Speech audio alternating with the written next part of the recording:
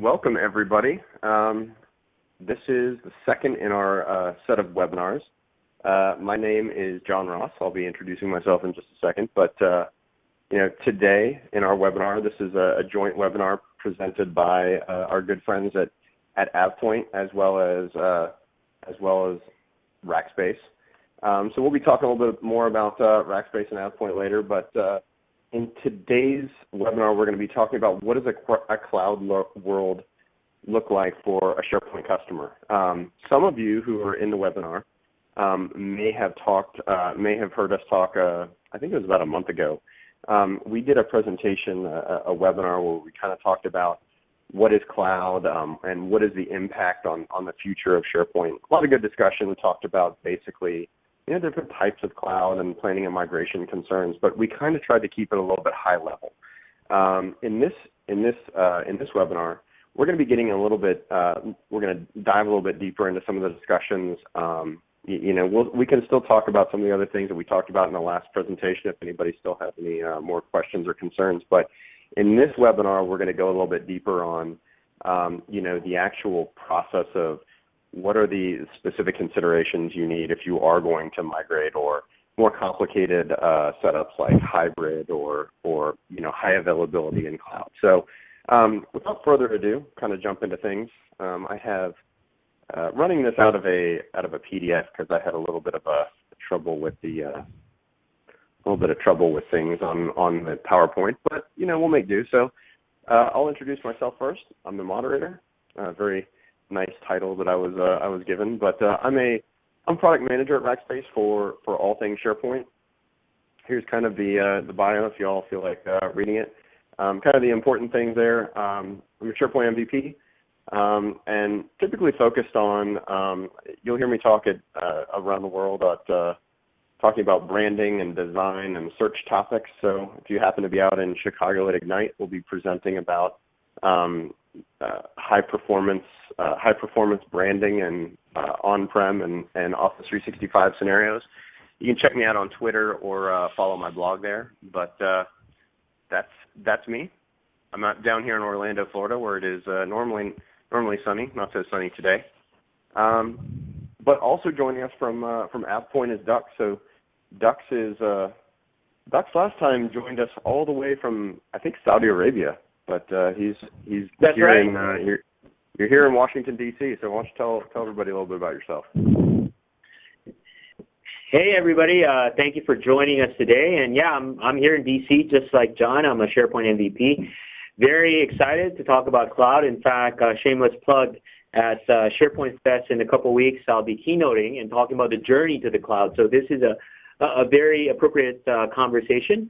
I'm the CTO of AvePoint Public Sector, and just excited to share some thoughts and have a great conversation with good friends over this session. Awesome. And Jeff, I think we're collecting all of the CTOs today. So since we talked last time, I think you have some new news. So why don't you introduce yourself and maybe tell everybody about what's new in your world.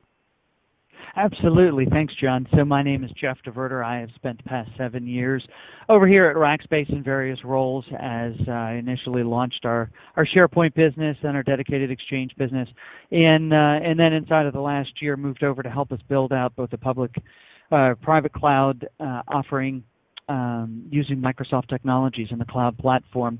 And then I've recently been promoted up into the CTO of Microsoft Technologies at Rackspace, where now I have the opportunity to help guide a direction for all of our Microsoft activities, whether that's SharePoint Link Exchange, our dev spaces, our SQL space, our server space, all that stuff to help make sure that that's moving in a way that helps customers get to the cloud at a pace that is it's appropriate and it's comfortable and it's safe for them, and it moves their business forward. So I'm excited to talk about our topic today, and I really appreciate the opportunity. Awesome. Always a pleasure, sir. And John Peluso is, and I'm going to skip through John. He was going to be joining us. He joined us last time, but I think he had a pressing matter come up that took him away. So but that brings us to our good friend Todd, who could not look more interested in the picture that I chose for him in his bio. But Todd, I'm actually sitting in that exact same pose with that same look on my face right now. You're a much happier person in real life than you are in this picture. But tell us about yourself, Todd. Well, sadly, I am not a CTO, so I feel like kind of the dumb kid with, maybe I'm the janitor with the broom here. Maybe I'm the CTO of my house, though. That's what I'll say. But I am Todd Klindt. I am in that picture there. I'm very in thought. I'm deep in thought. I'm not unhappy. I'm just deep in thinking about SharePoint. But I am also a SharePoint MVP, and I work at Rackspace. I do SharePoint-y stuff. And I will also be speaking at Ignite. I will not be speaking at SharePoint Fest like Dux is, but I'm an IT guy, so this whole cloud thing and all that's kind of my bag. Now, it says you do children's birthday parties. How does that go? Do children really enjoy hearing about SharePoint at birthday parties? Well, I do have a picture of me at my my oldest daughter when she was in preschool. They had a thing where you could come to school and read a book to them, so I did, because I'll do anything for an audience. You guys know that. And so there's a bunch of 3-year-olds all sitting around, and I'm reading a book that the Windows Home Server team put out a few years ago called Daddy, Why Is There a Server in the House? And so there's this picture of me reading to all these kids and reading a nerd book, and they loved it. They were enthralled. You can tell by the looks on their faces. They couldn't wait to see what happened next. I figured you read to them right before nap time or something. Exactly. Or going into nap time. So yeah, children's parties, bar mitzvahs, whatever. I'm good. Just give me an audience. Awesome. Well, I think John, Dux here. I'm broadcasting on Meerkat as well because people are pinging me and saying, this is such a great conversation. It'd be great to see everybody. So I figured I'd just broadcast on Meerkat. Oh, okay, great. Awesome. Happy to get us out to in as many places as we can. But so without further ado, let's get started. For everybody that's in the conference, if you have the Bright Talk interface up, please feel free to go ahead and ask questions. There is in the interface, there's a place where you can ask questions, and so we want this discussion to be as much driven by you all that are out there listening to us. I have some questions that are out there. So if you all don't have any questions or you're shy, I'm happy to seed the waters a little bit. But please get those questions in, and we'll go through and we'll answer as many as we can. But just go ahead and toss those up there, and I'll be making sure we keep all these crazy guys on topic. But while those are kind of, I see 132 of you in here. Someone is saying that they're getting a lot of echo. I don't personally hear any echo. I don't know if anybody else is echoing, but someone is saying there's a lot of echo. So thanks for that. Let us know if hopefully we can kind of get that sorted out. But let us know. But so let's just kind of get this conversation started. We talked a little bit about I shouldn't say we talked a lot in the last presentation about what is cloud and the types of cloud, and a lot of it was kind of focused on more strategy, and I think one of the big topics was the top concerns for moving to the cloud, and is it a good fit? So why don't we just start off the conversation to kind of revisit that topic again to kind of take us into today, but we'll start with Dux. Dux, whenever you're kind of out there talking strategy with customers that are interested in moving to the cloud, what are their big concerns with not actually, with making the right decision, and also making sure that they have a plan that'll take them from today to a world that they want to go in, and make sure that they don't lose any pieces along the way. Right. So thank you, John. There's a couple of things that's quite common that I see. So in my role, I work a lot with public sector agencies around the world, and I have the great opportunity to work with key decision makers. And the cloud is an interesting topic, especially these days. So, for example, my observation is the government themselves are at a time when they're evaluating and they're ready to talk about the cloud compared to a year or 2 years ago. But two concerns almost always pop up. Number one is in the area of security. A lot of the recent hacks or news out there around being hacked and information leaking is not helping any. While there's really no, from a technical perspective, has nothing to do with the cloud, but that's of the big concern. So security is a big concern. And then second is just the concept of information, what needs to be kept in-house, what needs to be made available in the cloud. And third is, the good news is there's a lot of realization that there's a lot of great value in the cloud from a scalability, cost investment, and whatnot. So those are the three top conversation points that recurs in my engagement with some of the government customers I work with. So what about we'll kind of throw it over to Todd. So Dux kind of gave the high-level strategy thoughts. I think from your perspective of where you sit as a non-CTO, what do you see?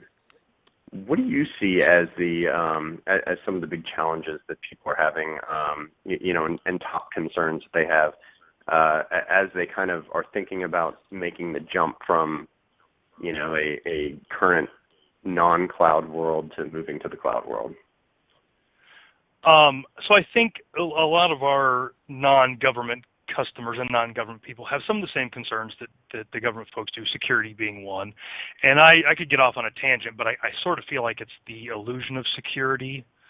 But that's a whole different deal. But I think for a lot of the folks that I talk to, they're cloud curious, but they don't know what to do. They don't know how it will benefit them. They want to move to the cloud. They want to do some kind of hybrid thing, but they just don't know what it means to them or how they can take advantage of it. And so here's a shameless plug. At Ignite, I'm doing an all-day session on Sunday, so on May 3rd, about OneDrive for Business. And Laura Rogers and I are doing that, and we're going to kind of do the soup to nuts on how to set up OneDrive for Business, how to integrate it with your on-prem SharePoint farm, and then how you would use it, what your use cases are, where you would use that and where you weren't. And I think for the folks that I talk to, that's the biggest thing. The cloud is huge. They can't avoid it, but they just don't know where to start. They don't know how to take advantage of it. So I think that's kind of the role that I'm taking now, is just educating people on what their options are. Very cool. And, what about from where you... Oh, I do hear some feedback now whenever, maybe it was whenever Jeff unmuted. I don't know if it's Jeff's fault, but... a lot of things are my fault, so we can go ahead and blame me. That's good. To talk about, Jeff, talk about from your world. You sit in a little bit different space in the way that you're interacting with. You come from kind of working with the dedicated environment, and now you're kind of moving over into working in the Azure world of things. What are you seeing as the big concerns that people are bringing to you and making that jump?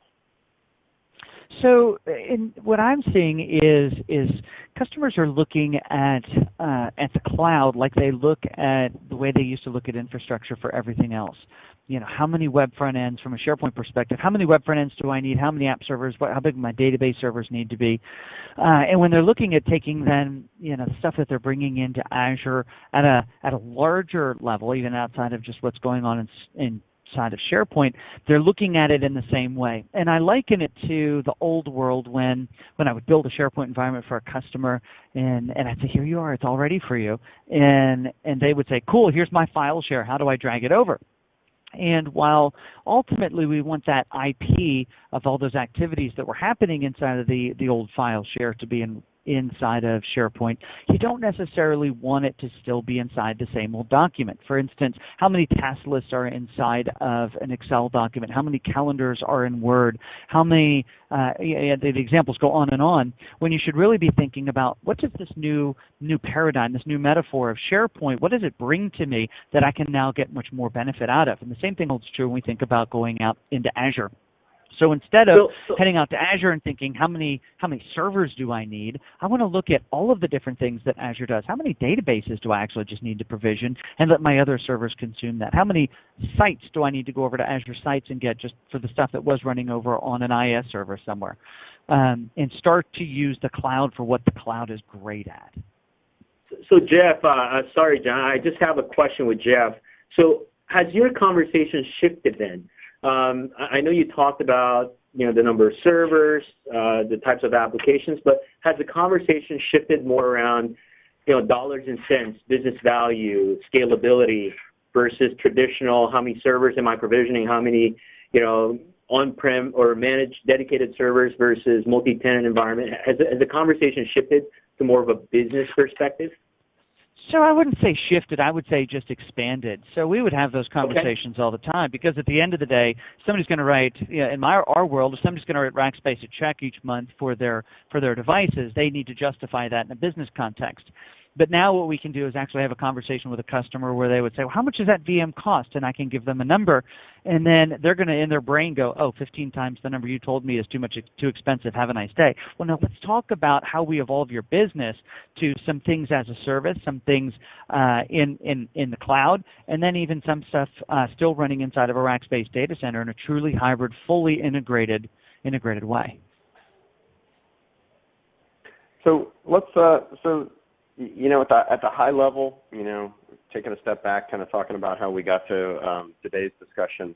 So let's say that we've convinced everybody that going to the cloud is the right way of the future.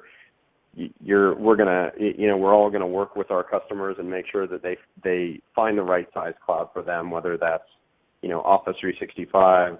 Whether it's some sort of, dedicated or on-prem, whether it's, some sort of Azure setup or a hybrid world that kind of combines all of those things. Let's kind of start with, I want to get to the hybrid discussion in a little bit, but let's start out and talk about, migration concerns. And I know that this is probably on top of everybody's mind, and I know that this kind of, I'll kind of chum the waters a little bit. But Todd, why don't you start off? I know that you and I have had a lot of discussions about migration, and it really just depends on where you're coming from and where you're going and what it is you're trying to do. But what would you advise people on whenever you're talking about whenever they say, Todd, tell me what I need to think about for migration? So I've been doing the upgrade talk a lot lately. So I did it at SB TechCon in Austin, Texas last month. I'm doing it at SharePoint Evolutions next month, and I'm doing it at Ignite in May. So I've been having this conversation a lot, and there's a few key things that I always tell folks. One of them is you want to get upgraded. You want to get all your stuff into SharePoint 2013, and then, because we got SharePoint 2016 coming out, we want to make that better.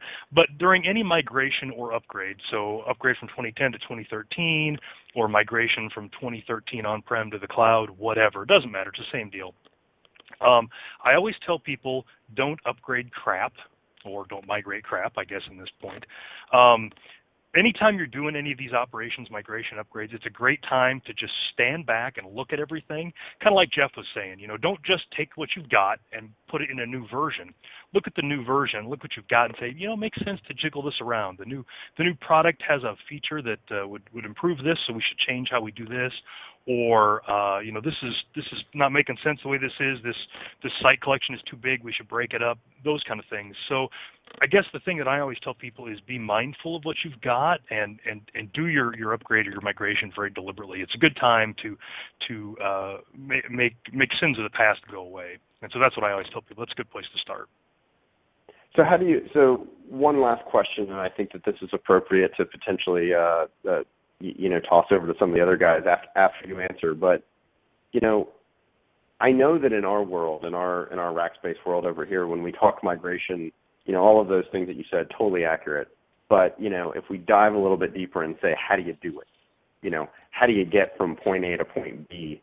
I know it depends on whether or not you're migrating from like an on-prem world to Office 365 or you're migrating from, so once you've kind of figured out what crap you're not going to migrate and everything, what do you tell people in terms of like actually getting the data from one place to another? Dux, do you want to weigh in there? Yeah, I want to jump in. So this is near and dear to my heart. So a lot of the work I've been involved with recently is some of our customers is when we do migration, in fact, we're very specific about what we do is compliant migration. So you're asking about, okay, how do we do it? At a high level, at least the approach we would take in this idea of compliant migration, first off is really look at, the last thing you want is to move, like Todd says, move crap, right? So we want to look at, number one, put together what's called a migration design and migration plan. So we look at their existing environment, where it's going, be it on-prem, in the cloud, hybrid, and almost always there's also scenarios where they might be moving not only from an existing SharePoint environment, they might want to consolidate things like, we got stuff in FileShare, we got stuff in SharePoint, we want to move it to Office 365, or we want to move it to on-prem SharePoint 2013. So we look at a lot of that. Because at the end of the day, if you look at any enterprise, be it commercial or public sector, content is all over the place. And in a perfect world, with a new SharePoint investment or even cloud investment, ideally want to move it there. So that's the first step, is put together a migration plan. And within that plan, look at, okay, what type of content are these? Are these typical ad hoc day-to-day collaborative content, or any of these need to adhere to some kind of regulation or compliance? And then the other aspect is what should be moved and what couldn't be moved. Again, in the cloud world, there may be situations where, certain things couldn't be moved in a public cloud. Then we might have to have a hybrid. Certain things are in the on-prem environment. Certain things may go to the cloud. And then once the migration design is put together, do a quick pilot migration. Take a subset of what needs to be migrated, because it's never going to be perfect, your plan, that is. Move that subset, do a pilot, and then learn from that pilot. Then the third step is, once you learn from that pilot, you want to do your full-on migration, is part of the compliant migration process is where it needs to go, as Todd mentioned, is, okay, now you want to make sure it goes to the right place, because almost always existing SharePoint environments are the wild, wild west. Ideally, folks would like their site set up correctly, taxonomy, IA, but almost always the existing environment doesn't look like that. So you want to make sure in your new environment, everything's set up appropriately, you do your IA, certain content needs to go to the right site. So how do you handle things like metadata, right? So if you want to move it to the right place now, you got to consider when you do your actual production migration, be it to the cloud or a hybrid scenario, the existing content will go to the right location in your new SharePoint environment. And then lastly, once you do the migration, is how do you instill good habits in your new environment? And this is where the idea around sustainable adoption comes in. Because I know this is not an adoption conversation, but it's related, because once you move stuff, ideally, you don't want people going back to their old habits, not putting the right content in the right place, not tagging it correctly. So how do you facilitate that, and how do you pitch that and promote that, since you're in this new environment, ensuring people do the right thing as much as they can? So, Todd, in terms of making that jump and getting that data, I know that when we migrate people into Rackspace, and we're one form of cloud. I like to say everything that we do is cloud. We were cloud before. I know in some cases. Yeah. I think we can. In some cases we're moving entire databases over, and we're doing migrations that way, which is one option. I know there's other options if but especially if you're going to Office 365, can't just do that. So I mean, why don't you talk about like sort of the different decisions that people go through as they're trying to make that jump and make that migration, just how it's going to change depending on the platform. Yeah, there's a lot of forks in that road. So like Dux and I both said, a lot of times there's, the SharePoint installation was the Wild West, and there's some cleanup to be done. So like AvePoint has some tools that allow you to do that. So sometimes I get customers that do that on the source side, kind of get things straightened up in preparation for the move. And if everything on the source side is good and we're moving to something on-prem or moving to something at Rackspace, we have the option of moving the databases over. And that's kind of the best case scenario, because those things are all encompassing. They've got all your branding and that kind of stuff in them, and everything's one nice little package. But reality steps in a lot, and like the things that Dux and I have talked about, things are in the wrong spot or things are just done poorly. And so then we kind of look at it and we say, okay, which pieces, if we are moving to a place that can take databases, which pieces are in good shape? Should we start shuffling them over to their own databases so we can just, do the big database thing? What places need a little bit more love, a little more, hand-holding? And then we look at those places and we start looking at third-party tools. So things like AvePoint's tools to say, okay, we've got these 3 webs over here. We're going to migrate them to one big site collection, at Rackspace or wherever. And you kind of got to look at it piece by piece. Now, when you're moving to Office 365, you have fewer options because you can't ship them databases unless you're a super big customer, which I'm guessing most folks aren't. So then you're looking at tools like AvePoint's tool where you set stuff up and say, take this and move it over there, back and forth. But really, it comes down to what things are in good shape the way they are, what things need a little bit of extra work, and we can use a tool for that, what things aren't going to come over at all. And then, and like Dux said, I'm probably a little more Wild West than Dux, but one of the things that I'm doing when I'm upgrading or migrating is I like to just do it. Just do it once and see how it looks. I probably don't do as much planning up front as Dux would like to see, but sometimes I'll just take the database without much testing, drop it in the new environment, and just click it and see what happens. And there's some room for that. You need to think about things, but I think sometimes just dropping it in and seeing what's broken kind of nudges you in the right directions. Todd, you mentioned something about the size of the customer and being able to move to Office 365. I'm sure you heard of ExpressRoute for Office 365 recently. I think Microsoft made that announcement. Do you have some thoughts about that, or maybe you want to explain that to folks who's not familiar? Because I think that's yet another option, or that could be an attractive option for folks that are not as large a customer as they are, but another way to get to the cloud faster. Yeah, so the ExpressRoute, and I haven't done as much with Azure as Jeff or probably anybody has, but ExpressRoute was a thing that Microsoft had that would allow you to link directly to Azure as opposed to going over your internet connection. One of the things that Microsoft, I guess one of the things that any cloud provider, Rackspace, Microsoft, whoever, worries about is the whole thing that if your internet connection goes down, you lose everything. And that's a very legitimate thing, and they've been doing a lot to address that. And one of the things that Microsoft has done is this whole ExpressRoute thing, where you connect directly to them. You don't connect over an internet service provider. And that has been available for Azure for a while. I haven't done much with it. But they announced, Julie White had a blog post here in the last couple of weeks where that is going to be available for Office 365 soon.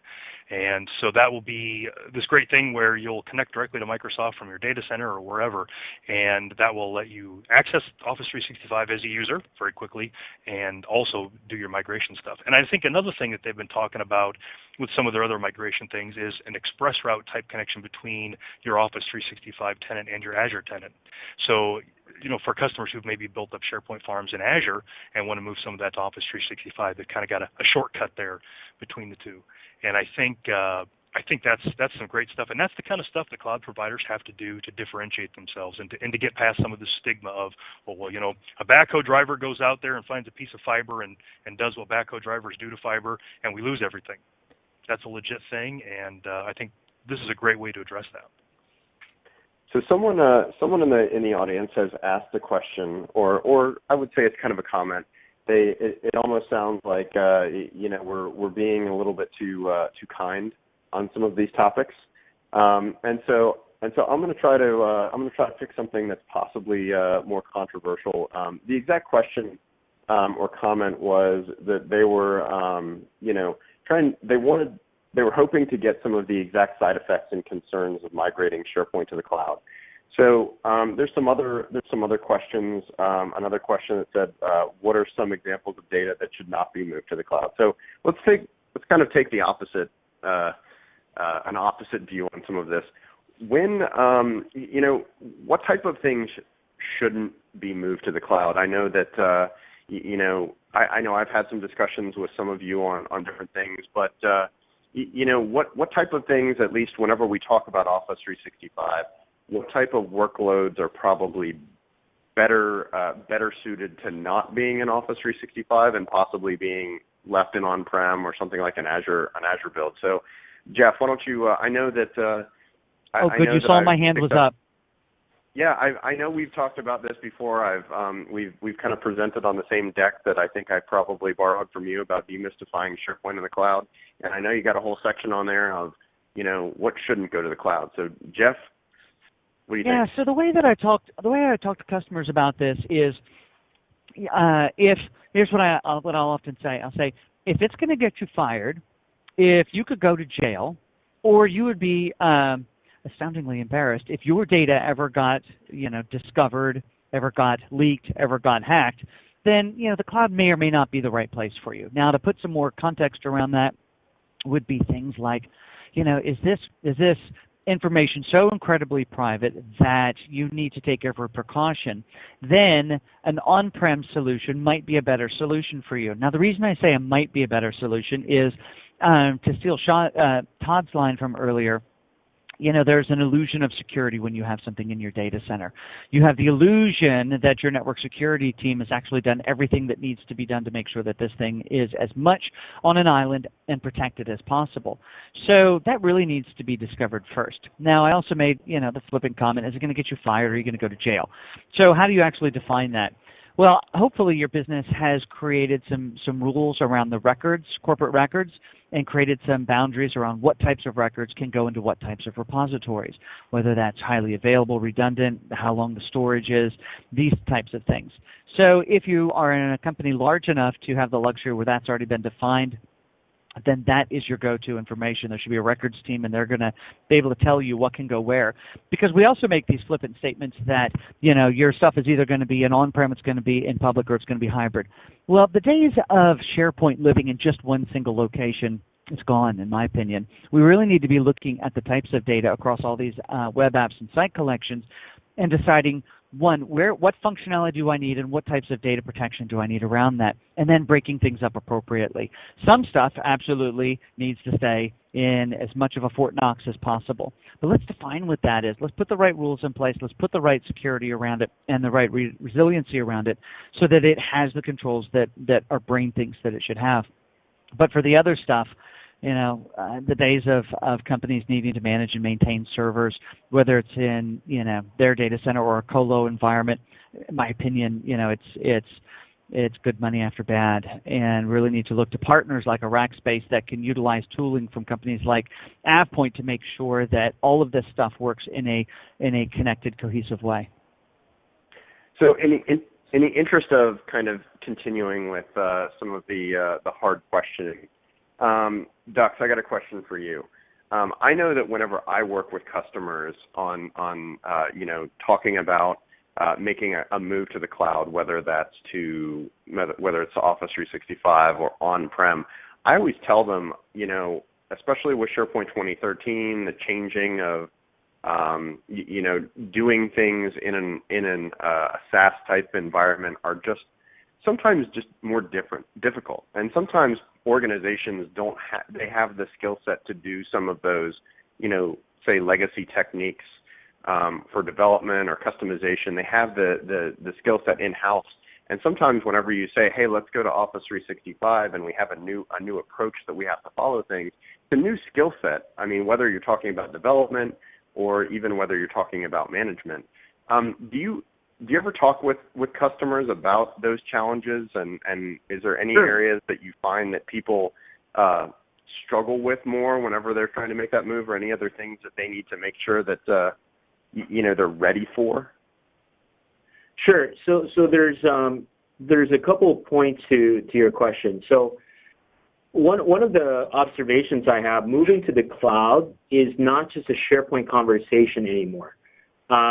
Today, the needs and the pressure from the business to IT is really, at the end of the day, it's not like, I want my SharePoint better, I want a better way to manage documents, but more and more there's a need around a specific business solution. And I got to tell you, SharePoint doesn't solve everything. More and more I see things around SharePoint in conjunction with Dynamics CRM, for example, or SharePoint with another non-Microsoft line of business system, or all these different combinations. On one hand, you can argue that in an on-prem situation, you're right, you have better control, you have better visibility, I guess, physically as to what's going on.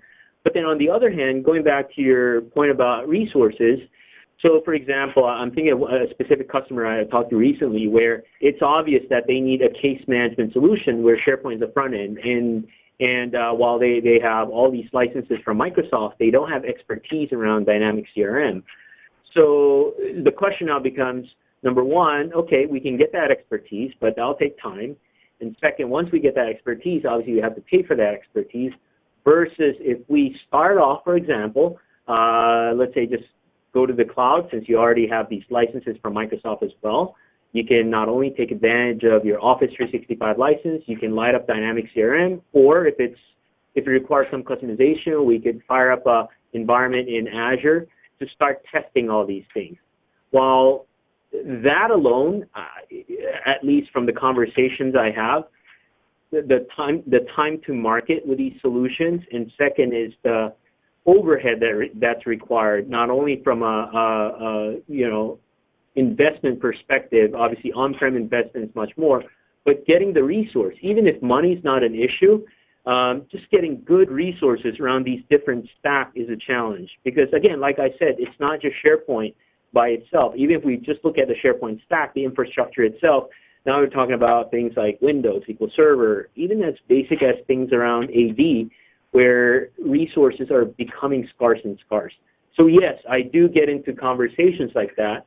Now again, there are certain entities that cloud is just not an option, but those points resonate very well, and it brings cloud as an advantage versus keeping everything on-prem. It's just the complexity of business now and the various systems that needs to be integrated. So let me kind of take another spin on the same question.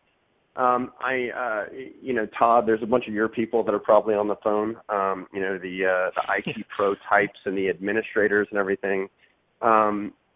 So does cloud, does moving to a cloud mean that all the IT pro people are out of a job, or what does it mean for the evolution of the IT pro role? Yeah, we're all fired. That's really, nobody's told us yet, but at the end of this year, we're all out of jobs. So you heard it here first. No. So that's something that has been banted about for the last couple of years as this cloud thing came about.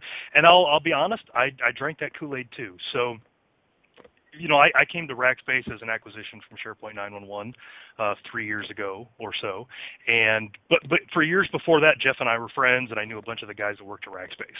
So that was a thing. But up till that point, I was an IT guy. I was anti-cloud. I was all on-prem, and part of it was because I feared for my job.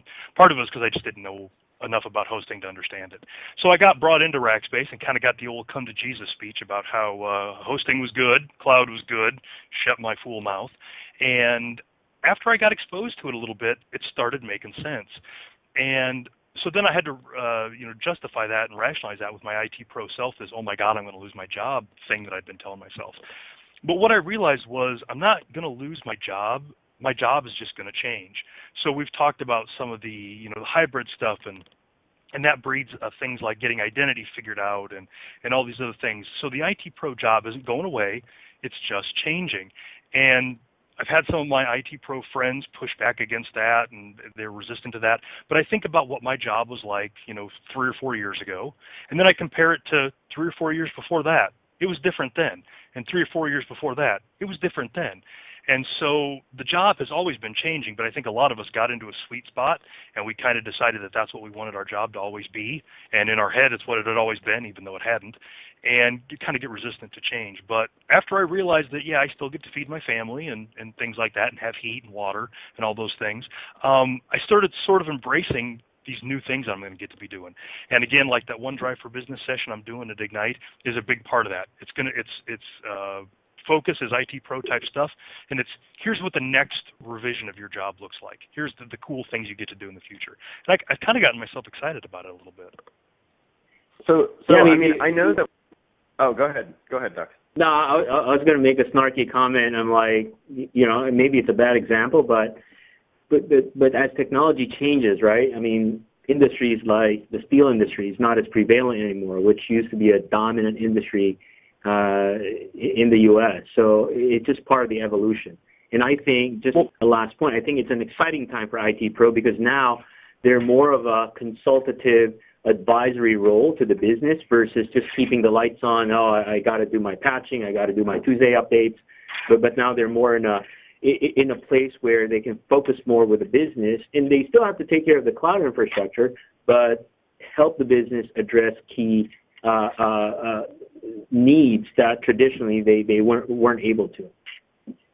Yeah, and so our good friend John Peluso has joined us. So he is he had some other pressing matter that he had to take. But fashionably late. I've been fashionably late. Yeah. So John is a VP of product over at AvePoint. I think unless you've been like promoted or changed jobs in the last month. But welcome, John. And why don't you mentioned that you kind of wanted to piggyback on this topic. Yeah, this one's always an interesting thought for me because, on the one hand, and I back to the 2003 era, was responsible for managing networks and services within that network and so forth. And I can remember that, one of the complaints that I would make at the time, and I think was pretty common, was I'd love to do all that business value stuff, right? But I'm running around trying to keep the lights on, trying to keep the network running. I'm trying to keep, our data protected. I'm trying to handle all of these things.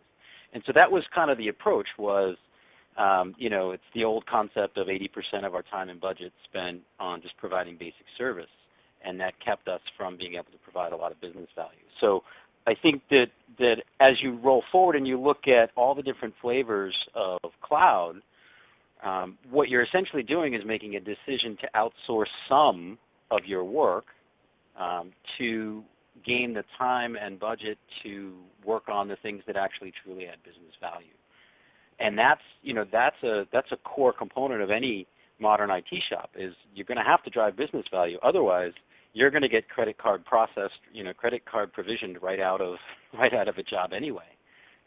If I'm providing basic service and using all of my budget to do it, and I'm not able to prove business value, that's not going to be an option long term. It's not a choice, right? The business at some point in time is going to smarten up and say, I'm glad you run a really cool network, but that's not what I need. I need business value specific to this business. So it's always an interesting question for me. When it comes to personnel on the IT staff, again, it's one of those questions of, there's a lot of COBOL programmers that are looking for jobs right now, right? So I think it's an interesting topic, and it's one that right now it sort of seems like a choice or something to be scared of, but it's really not. It's a reality of the situation. And from a career perspective, as an career IT pro, I look forward and say, look, wow, now I can talk about more than just how I kept Active Directory running for 3 years. I can show specific business value I brought. So I think, that we have to look at that side of it as well. So let me ask this question, and I'm going to, this is kind of going to set up some other discussions eventually on hybrid and everything, but Todd, whenever you and I kind of started our journey over here at Rackspace and doing some of the things that we're doing and like building our multi-tenant environment over here, I know we built it on an entire cloud-based environment. We built it in our OpenStack environment to begin with. And I think that, I don't know about you, but I know, when I first got into it, I thought, oh man, it's basically going to be the same thing. We're just going to be building SharePoint, but instead of using physical boxes, it's just going to be like in a virtual platform or whatever, but managing it and running it will be the same.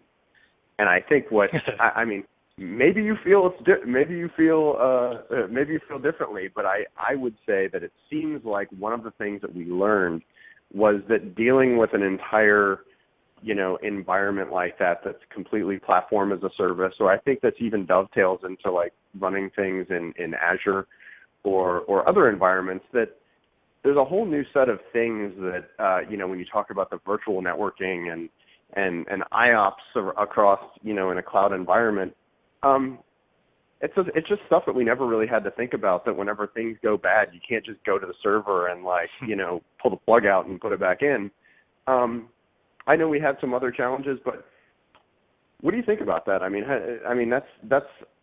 think that was a big surprise to us. But what about, what's your take on all that? Yeah, that was an interesting change, and it kind of I was thinking about that when I was listening to John, and he was talking about how, you know, before we wanted to do all these great business things, but we couldn't because we were too busy keeping the lights on, and the cloud allows us to not have to worry about keeping the lights on. And that is a great argument, and that is exactly the argument that I always make when I talk to customers about hosting SharePoint. They're like, well, we got all these guys that keep our servers going. I'm like, is your business keeping servers going? No, your business is making, you know, sprockets, Mr. Spacely, and so don't you want your guys doing things that help you make sprockets as opposed to, you know, keeping servers on? And so when we moved into the cloud, I kind of still had that server mentality. But I didn't do that anymore. And, you know, so now I got to actually do the thing that I wanted to do. I wasn't swapping out bad hard drives or power supplies. I was actually just doing SharePoint all the time. But like you said, when some of those environmental things happened, that was a shift for me because I was used to just being able to log into the SQL Server and looking at the hard drives and looking at the smart statistics and all that. And so I think it made us more honest about performance and checking things. We couldn't just, you know, say, okay, our SQL Server's got 4 processors and 32 gig of RAM and, you know, 15,000 K RPM drives. We should be fine. We actually had to test it. We actually had to check things and make decisions about this cloud stuff because part of the cloud is there's different tiers of performance and tiers of servers and things like that. So we had to it made me a little more honest, and I had to pay a little more attention. And it was painful at the beginning, and John and I both know some very specific stories that made it painful. But I think after we worked through that and kind of changed our mindset, it made me better at running SharePoint because I was thinking about things that I'd just been taken for granted before, and I was actually paying attention now. And again, I spent all my time doing SharePoint, and that was good. So it's been good. It's been a change. It's been tough, but I think I'm a better man for it. So, Jeff, I know that this is, you know, this is basically the most near and dear topic to your heart these days. But, you know, running SharePoint in something like Azure and everything like that, it's hard. And, I mean, I think that's why you guys have an entire team that's helping to deal with that. But whether it's in I think you could even whatever. They could even take it back a level and say running SharePoint is hard, I think is actually the right statement to make. It was the methodology or the premise that we built the business on, the SharePoint dedicated support business here at Rackspace 7 years ago, is that running SharePoint is hard. When you start thinking about it in a hybrid context, whether that is running a dedicated farm in Azure and then a place like Rackspace or even on-prem, and then mixing some 365 into it, it's actually harder. And so when you think about how Todd's job is going to, well, not devolve, but hopefully evolve over time from an IT pro perspective, you know, it's now not as much around just how do I install and configure a server, but it's how do I install and configure a farm so that farm communicates with this farm over there and also connects to these site collections that are over there. You know, it's a piece of fancy footwork as well as third-party software, aka some AvePoint goodness in there to help glue all that together from a replication and redundancy perspective, whether that's using their software just to completely replicate out to another location, whether it's using Azure Site Recovery to handle, you know, pieces of a farm's movement around and automating some of the aspects that are happening inside of Azure. The toolbox for the IT pro just got a lot bigger and a lot more options and a lot more complicated. And that's exciting. So super exciting. Yeah. So we have people have decided that they're getting a little bit less shy. So we've got a couple questions, and we only have about 12 minutes left. So I want to kind of burn through. So I'm going to advise our panel if you can try to answer these questions relatively briefly. I'm looking at you, Todd. So Todd, a specific question that's been out there. I think it's a good one that you know, just deserves a specific answer. The question is, can you discuss SharePoint in an infrastructure as a service deployment model versus SharePoint in a SaaS deployment model? Go. Well, I've always thought of SharePoint as kind of sassy, so you know, that goes right along.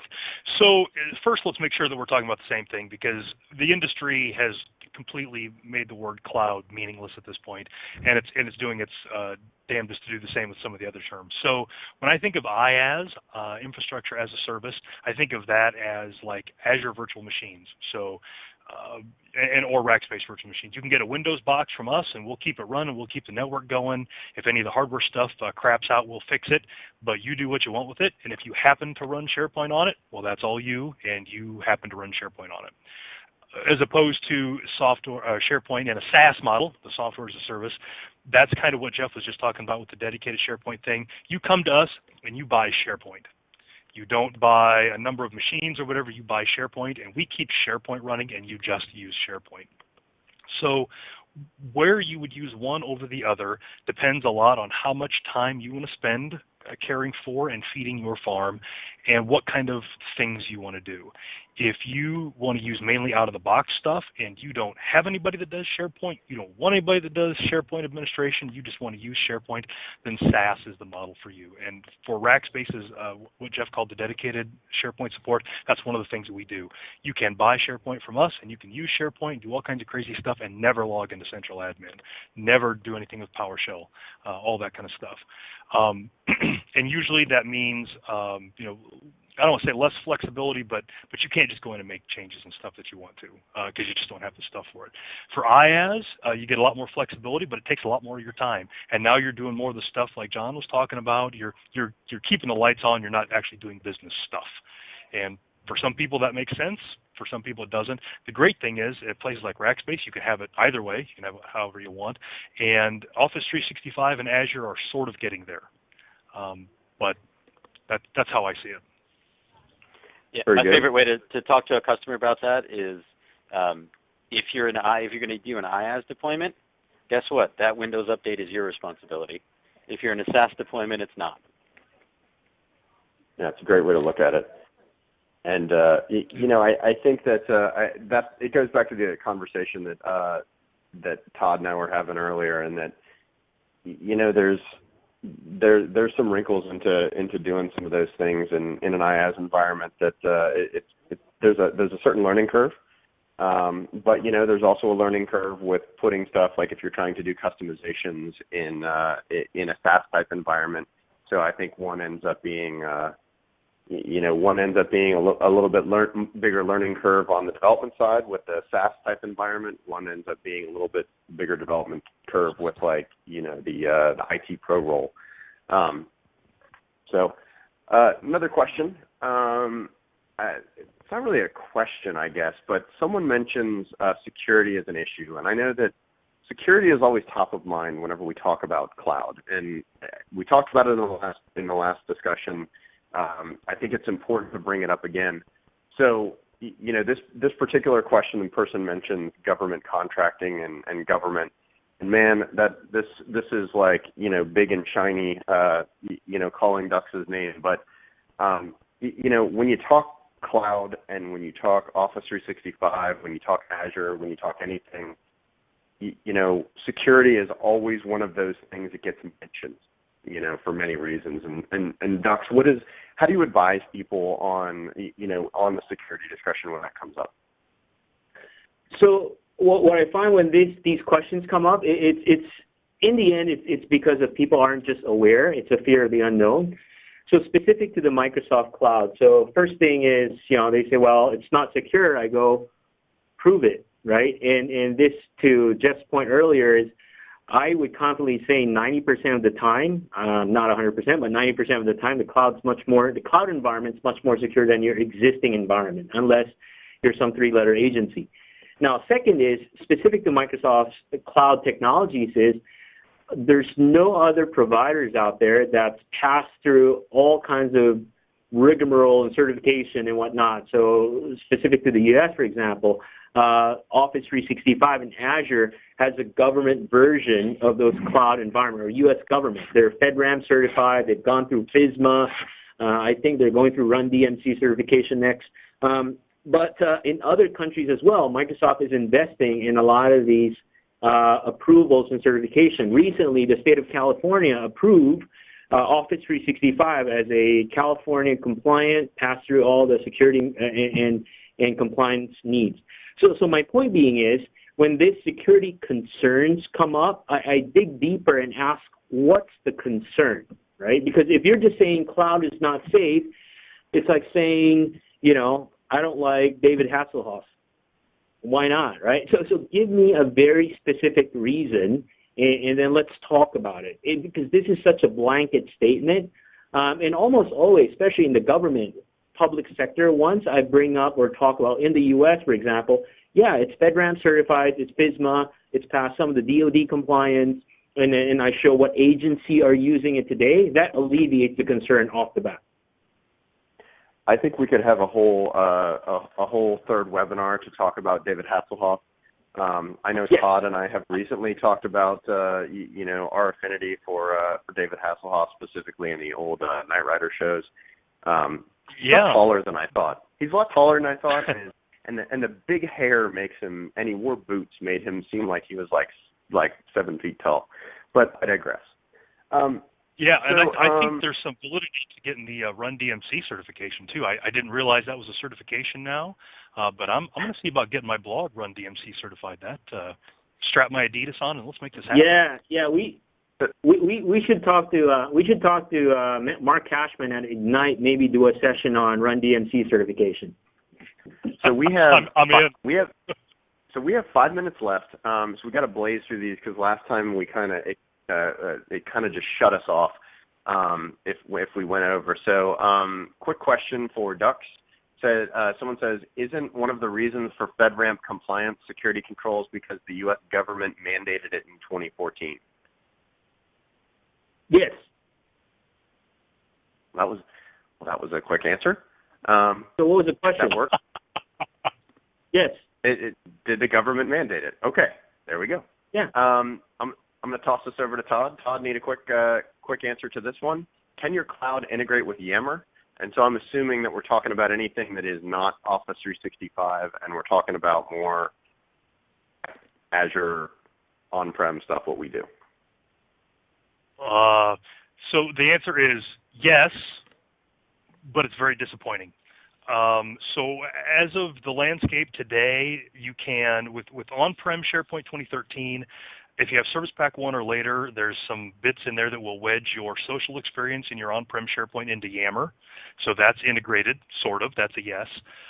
But it does it in kind of a weird way. And there's also, they may have taken these down, but there were some Yammer web parts that you could drop onto pages, but they were really just iframes to Yammer pages. So Yammer doesn't have I might not have it all, but a very rich API or anything, so you can't get in there and do some of the things you like to do. But Microsoft is putting little bits and pieces out there. Yeah, and they just retired the Yammer web part. Now they're advising to use the embed code in HTML to embed Yammer. So a couple other quick questions and answers as I'm kind of carrying through this. Someone says, what is performance like if you want to host your databases on-prem with the rest of your SharePoint deployed in an IaaS model? And I think the answer would be, and I'll kind of answer for Todd, and he can kind of fill in. I think the answer is that you wouldn't have a single SQL instance, so you would have SQL in your IaaS farm as well as in your on-prem farm, and you would connect them in other ways. Is that right, Todd? Yeah. So the old answer used to be that every server involved in SharePoint, so SharePoint servers, SQL servers, AD, and all that, had to be within like 100 milliseconds of each other latency. And once you start doing things like pulling things off-prem and all that you go over 100 milliseconds pretty quickly. But I think recently they've done some stuff to the 2013 product to make it more resilient for that. So the thing that you're trying to do there, having a database in one environment and SharePoint in another environment, there are more options now than there were, say, a year ago or 2 years ago, but I would still never do it. I would do like you suggested, find some replication thing, use BCS or something. That's kind of a complicated question. So I think to just end that thought, AvePoint has some great options for that. If you're looking to integrate two environments, they have their replicator product as well as their high availability product. Different scenarios, but check them out.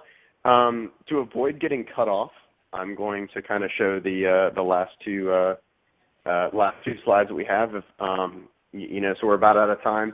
If anybody has any questions, please feel free to, you can always email me directly. It worked well last time. My email address is john.ross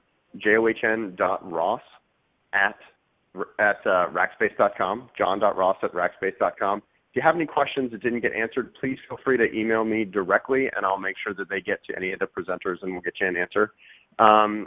Special thanks to our good friends Dux and John Peluso from AvePoint. Here's all their information. You can check them out if you're interested in getting more information about AvePoint. You can reach out to them on their website, avepoint.com, or shoot them an email at sales@avepoint.com. And then for the Rackspace stuff, you can check us out. You can check us out at Rackspace.com. The SharePoint stuff is sharepoint.rackspace.com. Got a brand new site up there. You can email us, like I said. Feel free to email me directly, john.ross@rackspace.com. And I think that's about it. So I want to thank our panelists. Everybody, good job. And hopefully we're going to do this again. We have a third one planned, and there should be more information coming out about that. And check us out on social media. And thanks, everybody. I appreciate it. Bye, gentlemen. All right. See you guys.